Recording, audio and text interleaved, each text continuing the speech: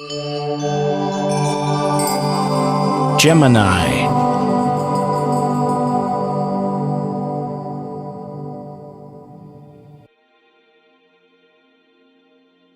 Hello everyone, I would just like to take a slight moment off the top here before we start our July forecast. I just want to thank you all for the inspiration you give me that again can hopefully be inspiring you. I would love to thank each and every country, but that would be a long list. We are now being viewed in 177 countries. So you know who you are when I thank you for that blessing and for you sharing these videos. And also I want to thank those of you that I've been able to touch in a personal level in our personal private readings. I want to say hello to all of you, and you know who you are. So let's take a look at what July is going to bring you. Hello Gemini, this is your July forecast for 2013.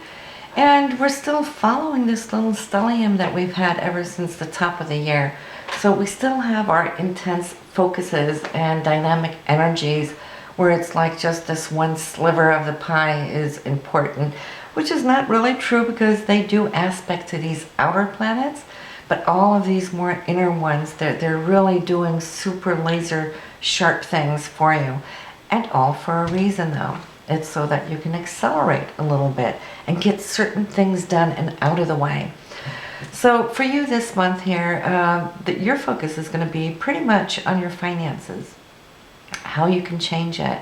How you can improve and maybe increase your income. Some of you might even think about picking up a second job, perhaps, maybe just for a short period of time, or others of you might get a second project coming in.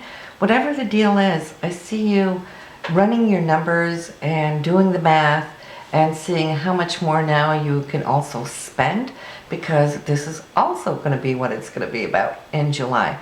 More money out. Coming in, yes, but more money going out as well. It's a jovial time because Venus now is in your third sector for communication, having fun, being out and about with your friends, spending a little bit more time perhaps with neighbors or siblings, and that feels good. You know, it really feels good to give them your love, you know, and also receive some of that love and attention. And I have to say, since Venus is in Leo this month, and right here in this sector, you're going to be loved this month in a very heartfelt, warm way. And then we have Mercury retrograde throughout the month. You know, it started now retrograde at the very end of June. So if you're listening to this video on the June end of this forecast, well, on the 26th of June, Mercury went retrograde, or will go retrograde. And it will do all until July 21st. And it will probably be a little difficult because it's in your second house of income. So what does that mean? It might mean that in this time there could be funds that you're expecting that could be delayed or cut short, or there might be something getting a little bit messed up on your payment slip where you have to go back and tell the office that they made a little mistake there. Could be something with your checks and balances, for example. But don't freak out. It doesn't mean that it has to be all that bad. But some of you will see that wherever this retrograde is going to be affecting you is going to be in this sector, financial sector. Not as much coming from your bank sector or royalties, commissions. That's other people's money. But still, if it's earned income, this is where something can go a little bit haywire. And it should all work out as long as you're just keeping, you know, a good eye on it. Keep it in check, so to speak.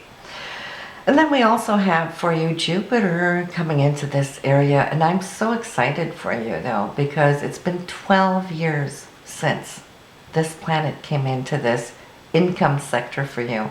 And we all know that Jupiter expands everything it touches. It's the planet of abundance and gifts, and you should see between now and next summer that you can have great opportunities to see your wallet expand as well. So I'm really thrilled, And for those of you, if you're asking about timing, because it's not just going to happen overnight, especially not for you, those of you born later in the sign. And I know I always get questions, why do you astrologers talk about those early in the sign? Well, it's because the planet needs to move through the sign. You know, when it comes into new sign, it's going to take time. Jupiter takes a whole year to move through this area, through the sign of Cancer. So those born very early in the sign, they will feel it right away. Those of you born late in the sign, well, Jupiter is going to come to you like next spring or summer. Okay, but regardless, even though you will still have it in this sector of your income, so all of you across the board may be feeling that things are really going to start perking up, okay? So the influence is there for all of you Geminis.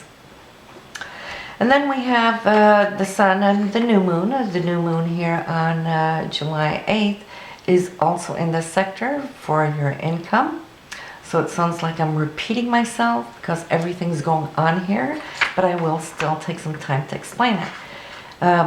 As you've probably known by now, the new moon is the time of the year that you can actually put in intentions for this area of income.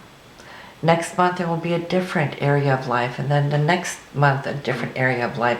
So it's going to take all the way to next year to actually dream out big and loud. Tell the universe your intentions, your goals, what it is you want, how big you want your wallet to expand this month. So when you take time off there on the 8th, this will help you to kind of plant the seeds, and then you'll see little by little throughout each month, it's going to be scattering through and hanging on to that picture that you foresee. So, very important house to have the new moon in this month. And then also Mars is going to be joining the crowd a little bit later. Won't be before, let me see, on the 13th, June 13th, because right now he's finishing up everything that you've been doing here lately. Here last month, you pretty much had a lot of new things going on, new plans, ideas, perhaps things that you also kind of presented to the world.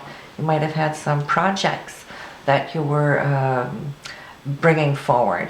So it's kind of like wrapping up those things, now putting it into action from the 13th onward.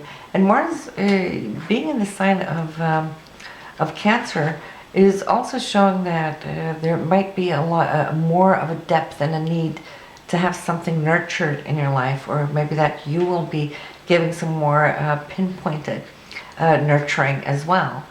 And if you're a female, you might feel that your beloved might be a little bit more nurturing for you.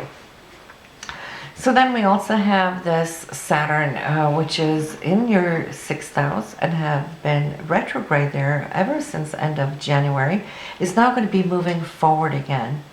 So whatever you might feel have been a little delayed, you know, that retrograde delay, well, that should start moving forward again here on July 9th. So say you started a project way back when and suddenly everything went quiet on you. Didn't hear anything, not a peep back on it. You can start feeling from the 9th that you'll be hearing something regarding those matters. And then what else? Yes, we still have another couple of retrogrades. We got Neptune and Pluto, which they will be for some time still to come. But we also have, just as Saturn goes direct, we're going to have Uranus take a step back from July 17th. And Uranus is in your 11th house. And so you might feel that there might be some network, I won't say conflicts. It might slow down a little bit if you've been very big on all the social networks, news reports. A lot of you work within news, being Gemini. So you can see that that might slow down a little bit.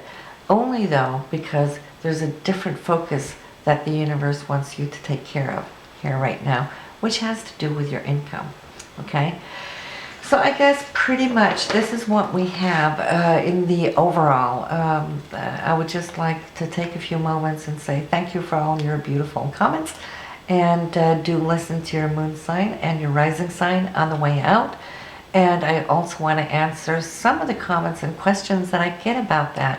Why do I ask, or why do astrologers ask you to listen to your moon sign and rising sign? And this is because your sun sign is because the sun passed through that sign of Gemini at the time of birth, giving you your solar sign. But the moon sign is where your moon was placed when you had the snapshot of your solar DNA at the time of birth. And as the sun acts, the sun is our conscious mind. The moon, though, is our internal self. It's our feelings and how we react. The sun acts, the moon reacts. And so we might have one persona on the outside, and then we can be very different, emotionally on the inside. So when I ask you to listen to your moon sign, that will pertain to you and what's going to be taking place in your emotional feeling life. And then the rising sign, that was the sign coming up over the horizon at that moment of birth. And the rising sign is how we give out into the world, how we project ourselves. So listening to your rising sign, that will give you some insight and trends for what is rising up in your life right now. So the combination of three gives you more of an overall insight. So thank you for now. See you next time.